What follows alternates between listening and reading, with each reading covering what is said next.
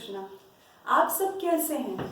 आज मैं आपके सामने कुंडली के प्रथम हाउस, जिसे कि हम असेंडेंट, होरा, आर्ट, तनुभाव भी कहते हैं, उससे रिलेटेड कुछ महत्वपूर्ण जानकारियां लेकर उपस्थित हूँ। जैसा कि आपने सुना होगा कि जब जातक का जन्म होता है तो पूर्वी क्षितिज में जो राशि उत्पन्न होती है वही जातक का लग्न होता है। अब जातक के लग्न में कौन सी राशि है, अगर हम उसको कालपुरुष की कुंडली के अनुसार देखें तो जातक की जो लग्न कुंडली है उसमें जो राशि है उसी से हमें ये पता चलता है कि हम लोगों का जन्म जो हुआ है उसका उद्देश्य क्या है, हम क्यों इस दुनिया में आए हैं। माना कि आपके लग्न में धनु राशि है, जैसा कि आप जानते हैं धनु राशि कालपुरुष की कुंडली के 9th हाउस में आती है। अब 9th हाउस किसका माना जाता है कि ये इससे रिलेटेड आप मेरा इससे पहले वाला वीडियो देख सकते हैं कि जो कुंडली का 9th हाउस होता है वो आपके पिता के बारे में, आपके गुरु के बारे में बताता है।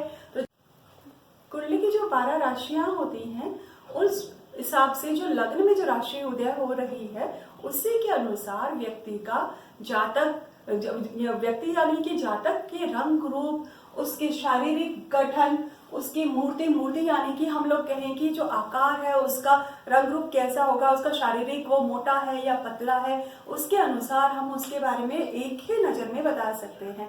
जब हम बात करते हैं कि भाई जातक की जो त्वचा होगी या उसके सिर पे बाल, कई बार आपने देखा होगा कि किसी व्यक्ति के सिर पर बाल कम होते हैं या उम्र के साथ धीरे धीरे उड़ जाते हैं, तो कहते हैं कि जब लग्न में सूर्य उपस्थित हो तो ऐसा होने की संभावना होती है, या फिर लग्न पीड़ित हो तो भी ऐसा हो जाता है। कई व्यक्तियों के फेस पे अलग अलग प्रकार के निशान मिलते हैं। तो जो लग्न होता है उससे हम शरीर का रंग रूप, आकृति, मूर्ति, कद काठी, सिर, मस्तिष्क, बाल, त्वचा, वर्ण और उसकी बुद्धि के बारे में भी बात कर सकते हैं। आप जैसा कि जानते हैं अगर हमारा पूरा शरीर स्वस्थ है पर लेकिन हमारी बुद्धि खराब है, यानी हमारा मस्तिष्क ने काम करना बंद कर दिया है, तो can you imagine what will happen. आप मतलब जैसे कहते हैं कि लकवे की स्थिति या फिर आपके मस्तिष्क जब काम करना बंद कर देगा तो आपके पूरे शरीर के जो अंग हैं वो सारे खराब हो जाएंगे। आपके जो सोचने समझने की शक्ति है वो आपके जीवन में आपको मार्गदर्शन देने का काम करती है। जब हम बात करते हैं लग्न की, लग्न से ही हमें आत्मबल का पता चलता है। जो लग्न होता है और लग्नेश होता है वो किस प्रकार का ग्रह है। अब ये इससे संबंधित कुछ बातें हैं कि आपके लग्न में कौन सी राशि उदय हो रही है, लग्न में कौन सा ग्रह स्थित है, लग्नेश के साथ में ग्रह कौन सा है, लग्नेश खुद कैसा ग्रह है, खुद पापी ग्रह है या फिर खुद सौम्य ग्रह है, लग्न पर दृष्टि किसकी है, लग्न का 6, 8, 12 से कहीं संभव तो नहीं है। जैसा कि हम जानते हैं कि कुंडली के जो 6, 8, 12 है हम इन्हें त्रिशदाई भी कहते हैं।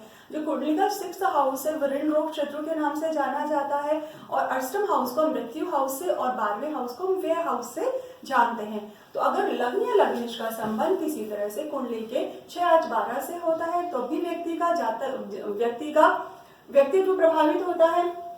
अब आपके लग्नेश की कुंडली में स्थिति कहाँ पर है, इससे भी हम उस व्यक्ति के मान प्रतिष्ठा, उसके आचार विचार, यश, गौरव, ख्याति, स्वभाव, वीरता, कायरता का निर्णय कर सकते हैं।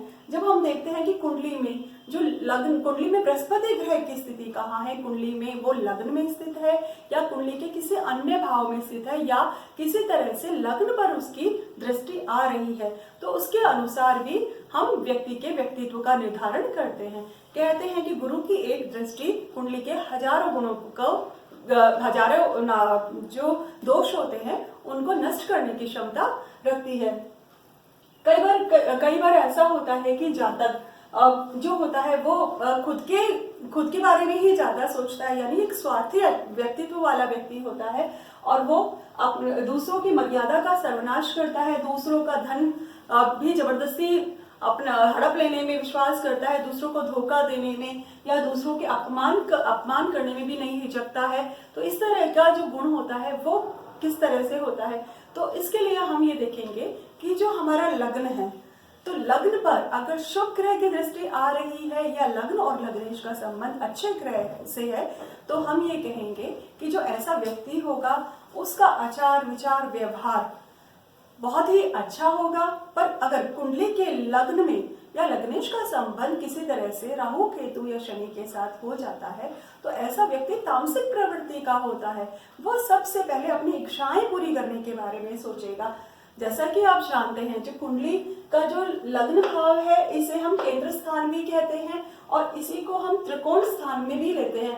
जो केंद्र स्थान होते हैं वो कुंडली में 1, 4, 10 और 1, 4, 7 और 10 इनको हम केंद्र स्थान कहते हैं। और जो त्रिकोण होते हैं वो 1, 5 और 9, ये तीनों जो भाव होते हैं वो कुंडली में त्रिकोण के नाम से भी उपस्थित होते हैं, जाने जाते हैं। जब हम देखते हैं कि जो व्यक्ति होता है, अगर हमारी कुंडली में यहाँ पर मेष राशि उदित हो रही है तो जैसा कि आप जानते हैं कि मेष में सूर्य जो ग्रह होता है वो उच्च का होता है, शनि ग्रह नीच का होता है और ये मंगल की त्रिकोण राशि है, मूल त्रिकोण राशि कहलाती है। तो जब हम देखते हैं कि जो सिंह राशि, जब अगर यहाँ पर मेष लग्न हो तो जो सूर्य अगर यहाँ पर होगा तो हम ऐसा देखेंगे, ये समझेंगे कि वो जो जातक है वो लोगों पर अपना शासन करने के लिए या अपना प्रभुत्व जमाने के लिए उत्पन्न हुआ है।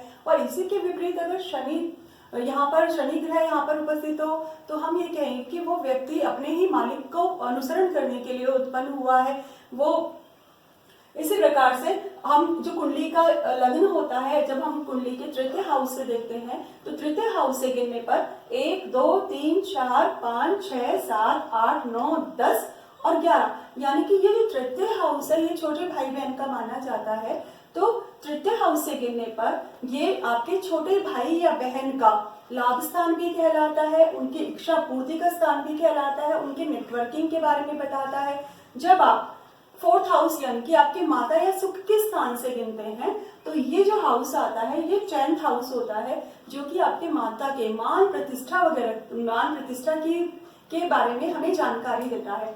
जब हम बात करते हैं कुंडली के जो 5th हाउस है और कुंडली के प्रथम हाउस में क्या संबंध हुआ, जैसा कि कुंडली का जो 5th हाउस है वो बच्चों के बारे में बताता है, संतति के बारे में बताता है। तो जो कुंडली का 5th हाउस है उससे कुंडली का लग्न यानी कि आप 9th हाउस है, यानी कि कुंडली जो आपके बच्चे हैं उनके पिता के बारे में अगर आपको जानना है या उनके भाग्य के बारे में उनको जानना है, वो धार्मिक होंगे या अधार्मिक होंगे, किस धर्म का वो अनुसरण करेंगे, इसके बारे में भी आप 1st हाउस से जान सकते हैं।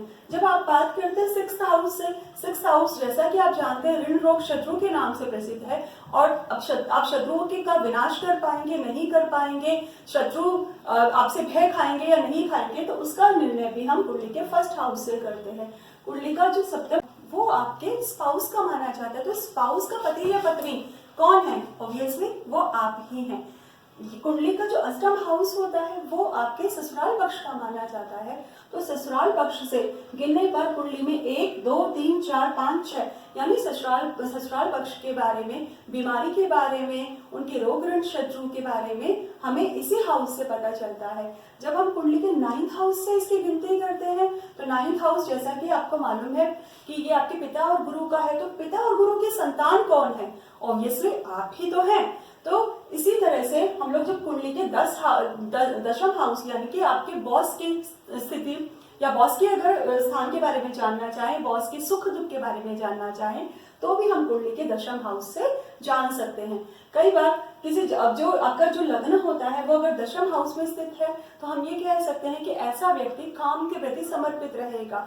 अगर कुंडली का जो लग्नेश है वो 5th हाउस में स्थित है तो हम कह सकते हैं कि कुंडली का जो केंद्र और त्रिकोण का संबंध है ये उस जातक के लिए एक राशियों की उत्पत्ति करता है। इसी प्रकार से जो आपका आपके जो लग्न है, लग्नेश का संबंध अगर 12वें भाव से होता है तो आप ये कह सकते हैं कि जैसे कुंडली 2nd हाउस से आपके धन स्थान के नाम से जाना जाता है और आपका जो 12वां हाउस है वो व्यय स्थान के नाम से जाना जाता है। तो आपके धन का व्यय या धन का जो नाश करने वाला कौन है, वो भी तो आप ही हैं। इस प्रकार मैंने आज आपके सामने कुंडली का जो प्रथम हाउस है लग्न, उससे संबंधित कुछ महत्वपूर्ण जानकारियां आपके सामने प्रस्तुत की हैं।